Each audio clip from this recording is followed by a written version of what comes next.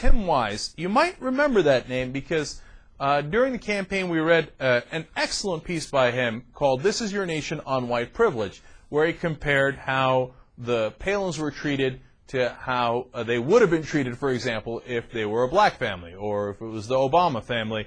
And he's now the author of Between Barack and a Hard Place, Racism and White Denial in the Age of Obama. Tim, welcome to the Young Turks. Hey, how are you? Great to have you here. I'm good. So, is one of the primary concerns here, Tim, that now that we have a black man elected as president, that America's going to say, well, racism solved. Let's move on with our lives? Well, it's certainly a problem. I mean, and there are people who were saying that the day after the election. The Wall Street Journal, of course, whose editorial opinions one should always take with a mountain of salt, but nonetheless, they made the pronouncement that now we could put aside the myth of racism. Similarly, Richard Cohen, who's a moderately self-described liberal columnist at the Washington Post, has written at least two pieces where he said, the nation's post-racial. Obama needs to appoint a Supreme Court justice who realizes that now race doesn't matter. And, of course, we hear this sort of constant stream of post-raciality being proclaimed by pundits all across the country. This in spite of the evidence of ongoing discrimination in everything from housing to the justice system to discrimination to the educational system.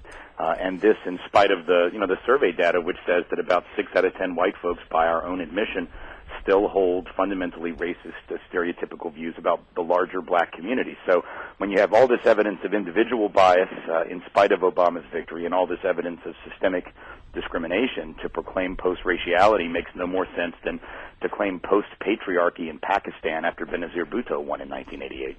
Tim, is it too early at this point to see any numbers that would tell us whether those issues you just mentioned are getting better now that we have a black president? Or well, it's obviously far too early. The biggest problem, I think, is that, first of all, the systemic piece has never really been contingent upon who was the president. I mean, the idea that a person of color at the head of the political system would somehow stop racial profiling just by virtue of their presence certainly never made any sense, for example. And if the country is not going to, or if the leadership, including President Obama, is not willing to address the particular issue of racial inequity, and he doesn't seem at this point to be real hot to do it, whether that's a good political move or not is not the point in my estimation, but then I doubt we're going to make a lot of progress. I mean, the other day, a week and a half ago during the press conference when he was asked specifically about the disproportionate impact on people of color, particularly young black men, of the economic downturn and what sort of specifically would be done to address their unique both racial and economic concerns, his answer was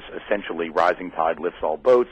Let us fix the economy, and they will be the ones to disproportionately benefit, which is certainly true that we need universal programs of uplift for everyone who's struggling, white, black, or otherwise. The problem is, though, that the inequity piece, the piece that is specifically the problem for folks of color, black and Latino men, for example, with college degrees, losing their jobs at twice the rate of white men with college degrees in this downturn, that's not just a general economic problem. That is a problem that is connected to race and racism and discrimination. Unless the administration is going to have some plans to deal with that, I'm not real sure that it's going to resolve on its own. That's certain.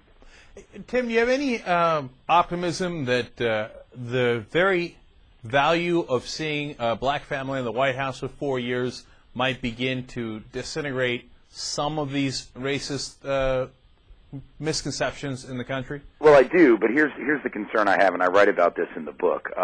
It's possible to break down stereotypes and replace them with archetypes. And, archetype is not a word we use as often, so sometimes we need to define it to remind ourselves of what it means. It means an ideal or model type of something.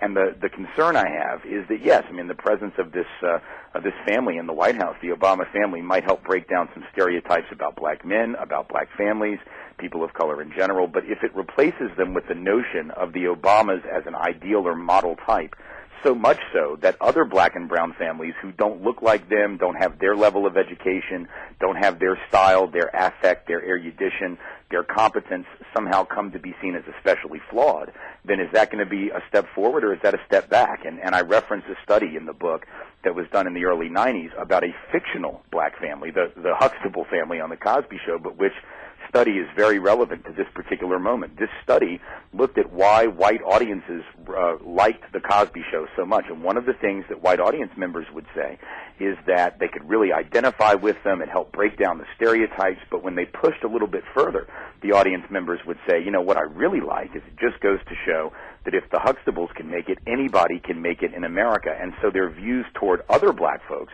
who were not sufficiently Huxtable-like, so to speak, actually were hardened, actually were made more negative. Now, if a fictional family can have that effect on white racial attitudes, and this study, which was talked about in a book called Enlightened Racism, which came out, I believe, in '92, if a fictional family can have that effect, how much more could a real family have that effect if we're not careful? That's the kind of thing we need to be on the lookout for. We're going to have to, deal with that. It's not Obama's job to not be that archetype. It's our job to make sure, the rest of us, to make sure that people of color who maybe have a different style, a different affect, a different cadence, a different level of education are still, given equal opportunity to prove that they're also capable and competent. We're talking to Tim Wise. He's the author of Between Barack and a Hard Place, Racism and White Denial in the Age of Obama. He also had written in the past, White Like Me, Reflections on Race from a Privileged Son, and Speaking Treason Fluently, Anti-Racist Reflections from an Angry White Male. Tim, I want to ask you about the archetype and a couple other things, but now a lot of people just listen to the show instead of watching the show. Sure. So those two titles might have given them the idea that you're white. Yeah, I am. Because you are. Yeah. So, let me ask you the standard question before we move on, which is, what motivated you so much on these racial issues? Well, I think first of all, and I go into a lot of detail about this in my memoir, which is White Like Me, and also to some extent in Speaking Treason Fluently, but I think that, for those of us who are white, to understand that racial inequality, which includes two components. One is the downside for people of color in this society. The upside for whites. White privilege is just sort of the flip side of racial oppression of people of color historically and today. But that inequality, although the first victims of it are obviously folks of color, in the long run it's bad for all of us.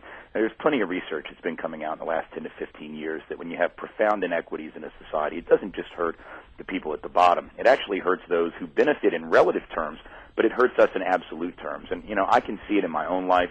I can see the way that the privileges that I received going through school actually separated me from some of my very best friends from childhood because we were having such profoundly different experiences in the classroom that we really couldn't relate to one another anymore. So by junior high school or high school, we sort of drifted apart. But even on a more basic level, there's a real danger with white privilege that I hope white folks understand. The biggest privilege of all, and I write about it in all of my books, is the privilege that white folks have of being oblivious to the issue of racism. We can pretty much go through life not knowing what people of color are experiencing and even denying what they say they're experiencing. The problem is when you go through life unaware of how millions of your fellow countrymen and women are living, and when you don't understand the way the world works from the perspective of other people, it can actually make you horribly ill-prepared for reality. On a local level, we could look at something like Columbine High School as an example of how white privilege can be dangerous. Those folks in Littleton, Colorado said they moved to the suburbs to get away from danger, and they were shocked that it actually found them. Of course, it didn't find them. It was in their community. It was their kids. But white privilege said, oh, we're out here where there are no poor people and where there are hardly any black and brown folks, so surely we're safe now. So you let down your guard. 9/11 is on a different level also about privilege because when that happened, I watched a lot of TV in the wake of 9/11, listened to a lot of people who were asking that famous question, why do they hate us? Why do they hate us? And the only people who I ever heard ask that question were white. I didn't hear a single black person ever ask it. I've actually asked for people to send me visual evidence of any person of color saying that in any interview in the months after 9/11. They have not been able to find a single clip because for people of color, you have to know what other people think about you or your life is in danger. But for the dominant group in our society, we have had the luxury of being ignorant. We've had the luxury of thinking that the rest of the world views us the way we view us. Now, people of color know better, but white folks have had the luxury, many of us, of believing that, and I think that actually makes us less safe. So the thing that motivates me, it's not a charitable impulse. It's not about me wanting to, quote-unquote, save people of color from a system of racism. It's about recognizing that my own family and myself and my own community, white folks, too, are endangered by that profound inequity. That's a perfect lead-in to my next question, which is, how do we educate people? And I mean that very realistically, practically speaking, because Now, a lot of people think, oh, well, if the Huxtables can make it or the Obamas can make it, then everybody should be able to make it. And I don't understand why, I'll throw out a common stereotype here, why these black guys are so lazy and just hanging out in the inner city. Now, you and I know that history led us to that point.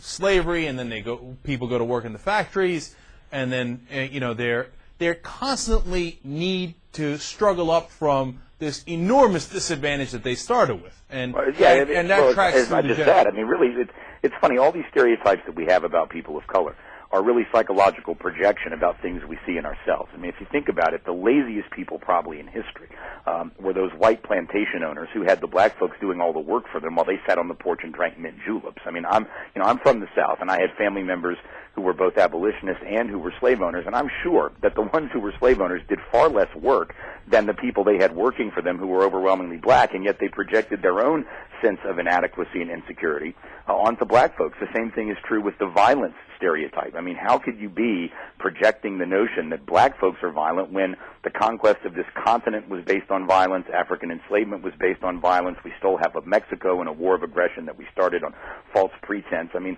the history of the conquest of this land is violent, but in order to deal with the sort of way that can affect your self-image, we project that notion onto others, so they are the violent ones, they are the dangerous ones. The Native Americans are the ones who were doing the scalping, when in fact history says it was white folks who were paying bounties for the scalps of indigenous people. So a lot of the stereotypes, not only are they obviously problematic today, they were always problematic in the sense that they were false. I think the way we educate people, particularly around this notion of meritocracy, this idea that anybody should be able to make it, is to really ask people to reflect on their own lives.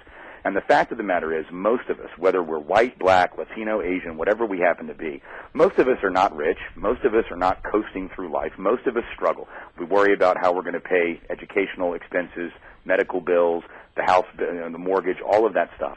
And the reality is, if we allow ourselves to think that where we end up in life is all about our own effort, if we allow ourselves to believe that it's all on us, frankly, the anxiety that causes, not understanding the systemic barriers of racism and classism and sexism and all these other isms, actually makes it quite likely that when our lives don't go very well, or when we have a downturn, or when we have, something go wrong in our life, we're going to end up blaming ourselves instead of understanding some of the systemic obstacles that we need to be working on collectively to make it better for everyone. So I think, in a way, believing in meritocracy isn't just bad for the folks at the very bottom. It's really bad for just about everyone, unless you're at the very top where you're, pretty much secure and set for life. The rest of us are in a constant state of economic anxiety, and believing that everything that happens to us is all about our own effort is a great recipe for stress. It's a great recipe for, hypertension. It's a great recipe for self-doubt.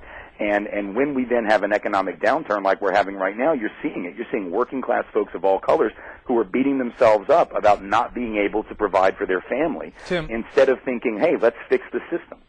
Tim, I understand a lot of what you're saying and agree with a lot of what you're saying. And my personal favorite stereotype is Mexicans are lazy. Mm-hmm. Have they ever seen a Mexican? Right.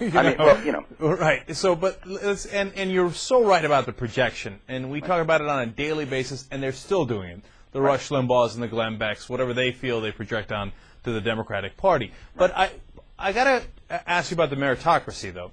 Yeah. Isn't it positive that you explained the downsides, but isn't there an upside to feeling that there is a meritocracy in the country? And isn't there some meritocracy where if you do work hard, you could make it? Oh, well, look, no, it's why I call it the myth and not the lie of meritocracy, right? I mean, a myth always has a grain of truth, and a myth has just enough truth that we can point to examples that seem to validate the belief. The problem with myth is, though, that if we invest too much in it, it becomes a dangerous setup. Of course, it's true. Look, I'm a parent. I got 2 kids. They're 7 and 5. And, absolutely, I tell them, you can be anything you want to be. These children both happen to be girls. But I would be a bad parent if I did not prepare them for the reality that as girls, and one day to be women, they are going to face obstacles and potential mistreatment on the basis of their gender, and that they need to have strategies for addressing it both individually and collectively, working with other women and with male allies to deal with that. If all I did was tell them, oh, honey, you can be anything you want to be, don't worry, don't let anybody stop you, and then they come up against sexism in the workforce or whatever else, they'll be ill prepared for it. So I think it's both and. We can both tell people, hey, you got to work hard. It's a hard life. You got to do the best you can. You always got to put forth maximum effort. But we can also supplement that with the idea that maximum effort means not just trying to get your own piece of the pie, so to speak, but working collectively to eradicate those barriers of race and gender and economics and all these, sexuality and all the things that we know keep people back, so that equal opportunity really means something. Meritocracy could be real if we eliminate those systemic barriers. Otherwise, it becomes this sort of pie-in-the-sky dream, which some will be able to fulfill and others won't. All right, Tim, I think I draw that balance a little differently than you, but I appreciate your position on it. Final question for you, and we're talking to Tim Wise, author of Between Barack and a Hard Place, Racism and White Denial in the Age of Obama. When do we, I know it's a hard and almost silly question, but there's a reason why I ask it. When do we declare victory? Is there a point where we could say, I don't care if it's 20 years from now or 200 years from now or 2,000 years from now, when we say, hey, you know what? We've got a relative state of equality here based on, this fact, and we've done the best we can, and let's hang a banner that says mission accomplished. Well, I don't think we ever say that we've done the best we can, because the reality is the whole history of the human race is a history of progress and regress. It's a couple steps forward, maybe half a step back, sometimes much more than a half a step back. I think we're never satisfied, but I do think that, look, if justice comes, and I'd be more than happy to see it, I think we'll know. It's like whoever the Supreme Court justice was many years ago who said he didn't know how to define pornography, but he'd know it when he saw it. My guess is, if we know porn when we see it, we'll certainly know justice when we see it. One thing that I know for sure is that we haven't seen it yet, and so at this point we need to keep doing the work. I mean, Dr. King said it best in the last book he wrote before he died. He said, change does not roll in on the wheels of inevitability, but comes through continuous struggle. He didn't say, struggle up until maybe, 2050 and then we'll stop. He said continuous struggle. And so I think we're always trying to do better, because I think there will always be those, even if we attain justice in a year, in 5 years, in 50 years, 100 years, there are always going to be folks trying to take it back. There are always going to be folks trying to roll back whatever progress you've attained. And so we have to be vigilant, ever vigilant, if we're going to create a true society of equity. All right, Tim. Continue to fight the power. Thank you. And we will, of course, put up Tim's book, Between Barack and a Hard Place, at theyoungturks.com on our library. Thank you so much for joining us, Tim. You bet. Thank you. We'll be right back. Young Turks.